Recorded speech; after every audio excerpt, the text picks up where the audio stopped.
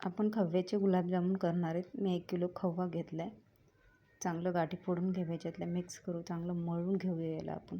गाठी कुठे राहायला नाही पाहिजे. पाव किलो मैदा टाकला. पाव किलो मैदा हे प्रमाण ठीक आहे 1 किलोला. पाव किलोच्या वर जास्त लागला तर तुम्ही टाकू शकता. खवा तुमचा किती पातळ आहे त्याचा चांगला गोळा झाला आहे. आपल्या हाताला कुठंही चिटकत नाही असा गोळा झाला आहे. चांगलं हाताला कुठं चिटकलं नाही हे त्याचं झालं. आपलं 1-1.5 किलो साखर घेतले. 6 ग्लास पाणी घेतले.